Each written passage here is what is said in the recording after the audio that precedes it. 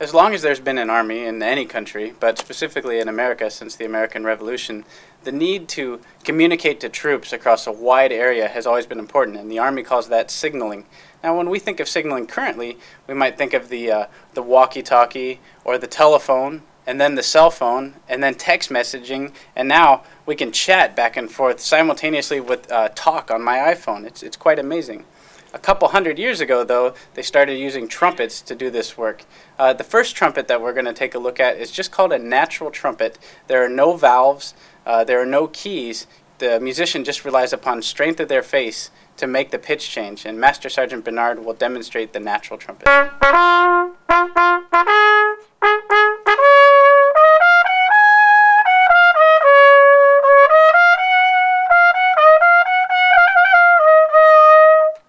Well, as our troops started to learn to ride on horses, something more compact than the natural trumpet became necessary. So they started using a bugle.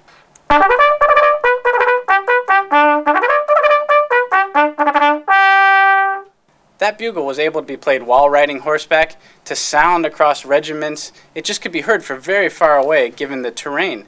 But one of the limitations of that bugle was it could only play what the musician's mouth was able. So then around 1819 or a little later, they started putting on a valve onto the bugle. And what that meant was the musician could change pitch just by moving a finger or a thumb.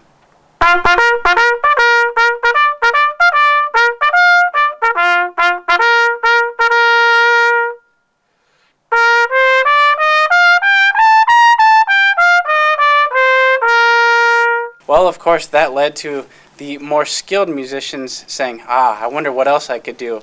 And then they used the cornet or the trumpet, here with 3 valves, able to play chromatic scales and all sorts of music.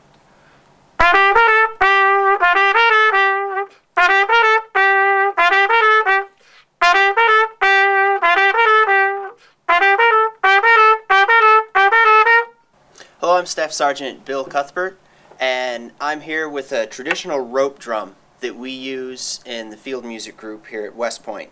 These are traditional rope tension drums, the same types of drums that were used during the Revolutionary period all the way back in the 16 and 1700s. The shell is one solid piece of maple that is steam bent around and glued together. You can see a seam at the end. And it is held together, the two ends, the 2 drum heads are held together by one single piece of rope that goes all the way around the drum. It's one 47-foot piece of rope. And there's these leather ears, we call them, that we can push down and tighten the rope even more after we've pulled the rope through the drum. What makes this drum a snare drum are the snares, that we call them, on the bottom of the drum. And what they are is actually rolled cat intestine. I know that sounds gross, but that's what they had back in the Revolutionary days. And they're stretched across the drum head, the bottom drum head, to create the rat-tat-tat sound that you'll hear out of the drum. So, and then we also have a membrane on the bottom, a drum head, and a membrane on the top, another drum head. And when we play, the air pushes through the drum and makes these catgut snares buzz, like so.